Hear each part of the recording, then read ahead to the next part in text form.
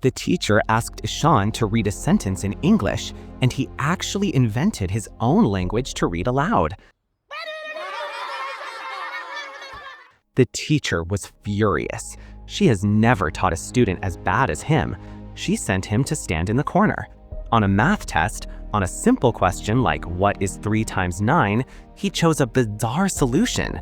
He thought that the two numbers were planets, and he was the leader of the universe.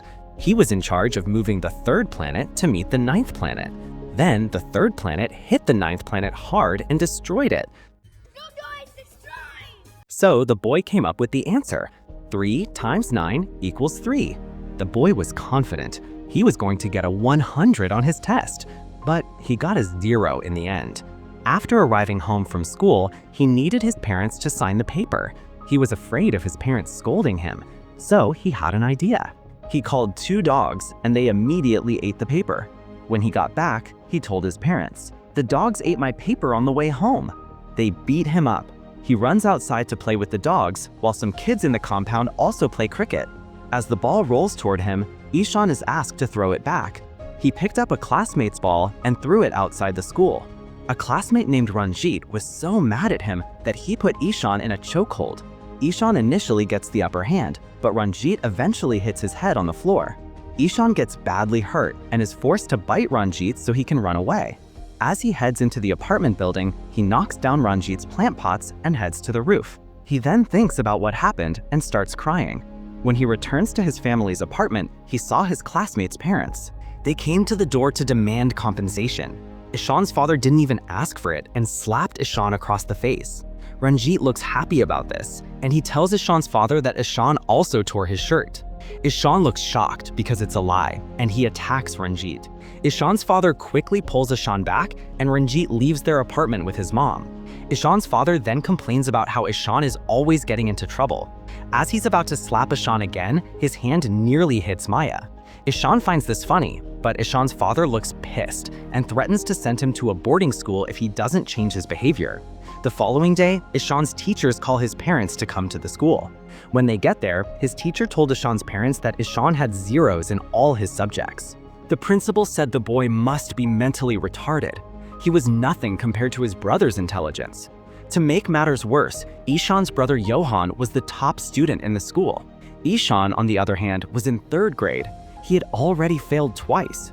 Ishan even made his brother fake a sick note and then skip class so he could go out and play. The principal wanted Ishan expelled from school. Ishan's father was furious. No matter how bad his son was in school, he couldn't be mentally retarded. At most, he was just spoiled. When they get home, Ishan's father calls one of his uncles to help him secure a spot at a boarding school for Ishan, hoping to help his son and change his personality. Later that night, Ishan has a bad dream in which he gets stranded at the train station after getting separated from his mom. As he seems scared and calls for his mom in his sleep, Maya comes over to check up on him. When he wakes up, Ishan cries and tells his mom that he doesn't want to go to the boarding school, but she says he has to go. Ishan continues saying he doesn't want to go, and Maya feels sad because she's also not in support of letting her youngest son head to a boarding school. Finally, Ishan's father takes Ishan to the boarding school just as planned. This is the strictest boarding school in history. Any student who misbehaved would be reduced to sheep's clothing. Shortly after, Ishan's father and his family leave, and Ishan holds back tears as he watches their car head out of the school. Maya and Johan also feel sad about leaving Ishan behind, but there's nothing they can do about it. What Ishan's parents didn't know was that Ishan wasn't good at math or language, but he was good at art. Ishan didn't need to read instructions to finish a 10,000-piece puzzle. He could put it together quickly and accurately. While he was on the street, he saw a child eating a lollipop. He then went back and put it on a piece of white paper, using yellow and red paint and water, creating a beautiful gradient. He then drew this child eating a lollipop. When Ishan knew he was going to leave home, Ishan drew a continuous drawing, hand over hand. Ishan was gradually leaving his parents and brother. But Ishan's talent was unknown. He could only suppress his sadness deep inside. In the middle of the night when no one was around, he went into the bathroom and cried. When he finished, he washed his red eyes with water so that no one would notice that he had cried. Now that Ishan was without parental protection, he became cautious in class. This boy was very unusual. In English class, the words in Ishan's eyes were like little dancing men. In math class, the numbers were disappearing. Not only did his grades not improve at this boarding school, he also became silent and irritable. He threw all his books in the trash can. He threw his bag out of the building. But all the materials Ishan saw turned into spiders. They crawled into his neck and desk. They tried to eat Ishan's body. Ishan was so scared that he slapped the spiders to death. Eventually, the teacher gave Ishan a nickname, the King of Stupidity, until a new art teacher came. And here, Ishan finally got out of his predicament. This teacher made his first appearance in an unusual way.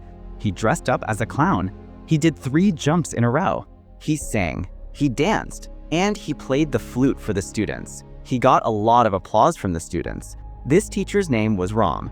His teaching style was out of this world. On his first day as a teacher, he gave his students free rein. They drew whatever they wanted, but Ishan's paper was blank. Ram believes Ishan is still looking for inspiration, and he walks away to check the paintings of other students. As everyone finishes up with their painting, Ram walks near Ishan's table and notices that his sheet of paper is still untouched. He looks surprised and asks Ishan if there's anything wrong, but he doesn't respond. Ram found out. Ishan was constantly being punished by other teachers. Later that day, Ishan appears to be depressed, and he spends some time staring at a pool of water inside the school. As he heads back to the dorm, the headmaster informs him that his mom has been calling him. Ishan then heads to the admin block to take the call, but as Maya and Johan try to talk to him, he just drops the phone and walks away. The next day, Ram decided to pay a home visit.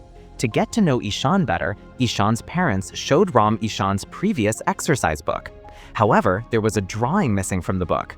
Ram was shocked. He didn't realize this kid could draw. So he looked at Ishan's other drawings. One of them was very interesting. From the front, soldiers were digging a tunnel. From the back, soldiers were escaping through the tunnel. Even an adult wouldn't think of such an idea. Are there really geniuses in this world? Ram told Ishan's parents that Ishan is not an idiot. He is a genius at drawing. Ishan's father said with disdain, "Don't be silly. What's the advantage of drawing?" Ram opened Ishan's English book. Ishan writes B instead of D. He writes D instead of B. This is a gross error in judgment. In other words, Ishan has dyslexia. He can't coordinate his visual and auditory information. Ishan's father disagreed. He thought Ishan didn't like studying. Ram saw that he didn't believe him. He picked up a toy box. It was written in Japanese. Ram asked Ishan's father to read it aloud. Ishan's father was angry. "I don't know any Japanese." Ram didn't give him a chance to argue. "You're too arrogant. Your attitude is wrong." Then Ishan's father realized something. It turned out that he never understood his son. He didn't understand his behavior or what he was going through. He just blamed Ishan. Ram said, "This is what Ishan is dealing with now. He can't recognize the alphabet." So Ishan's confidence was destroyed. In turn, he used his rebellion to cover up his inability. Now Ishan's rebellion has disappeared. He even gave up drawing. Ram knew that. The following day at school, Ram shows Ishan his old drawing book, and he looks surprised. The teacher goes to the front of the class and tells the kids different stories of great men, like Albert Einstein and Thomas Edison, who struggled with reading and writing when they were young. Take the famous painter Leonardo da Vinci, for example. Leonardo da Vinci had dyslexia. He always wrote sentences backwards. Ram shined a mirror on the board. The sentence became natural to Ishan. Ishan's eyes lit up when he saw it. He had found something that interested him. Ishan suddenly realized that an idiot could be a genius, and here he finally smiled. As they all head out, Ram calls Ishan back and tells him that there was someone he didn't mention while talking about dyslexic people. He then tells Ishan that he also had difficulty reading and writing when he was younger. He says that his dad always thought he would be a failure and that he never even believed in him. Ishan then asks if Ram went to his house, and he says he did. Shortly after, in his outdoor art class, he no longer stared into nothingness. He took things from the ground, like twigs and leaves, and made a floating water wheel. Ram showed it to his classmates. Everyone applauded Ishan's invention. Ishan bowed his head in embarrassment. Ram saw that Ishan had become more confident, so he began teaching him one-on-one. Ram taught how to read English words to increase Ishan's interest in learning how to raise an idiot to be a genius. Ram wrote the letters of the alphabet on Ishan Tarm so Ishan could feel the shapes of the letters. Then he used different watercolors to distinguish between similar letter shapes and to add and subtract numbers. Ram wrote positive and negative numbers on the steps and let Ishan jump up and down the stairs as a way for him to calculate addition and subtraction accurately. Each time, Ishan got better and better. Ram played with him with acclamation. And indeed, Ishan fell in love with learning. With this artistic way of teaching, Ishan admired every number and every word. His test scores got better and better. But that was not all. Ram had organized a school-wide drawing competition, and he had a special gift for Ishan. The genius boy was going to a drawing competition. He combed his hair carefully. He carried his drawing tools on his back. At dawn, he went to the riverbank and looked into the distance. Later that day, all the students and teachers make their way to the venue of Ram's painting competition, but Ishan was absent. Ram looks confused but remains hopeful that Ishan will show up. He then goes around to look for Ishan but still doesn't see him. He also asks some kids around if they've seen Ishan, but they say they haven't. Shortly after, the competition starts and all the students start painting. As Ram keeps looking worried about Ishan's absence, Ishan suddenly shows up. Ram looks happy and immediately gives him a plain sheet of paper. Ram then shows him where to sit, but Ishan finds a more comfortable place to stay. Ishan began to draw his masterpiece. Ram watched Ishan. He got into the drawing mood too. For this competition, Ram brought a professional judge to choose the first place winner. Ishan was a fast painter. He quickly handed his drawing to Ram. Ram was shocked.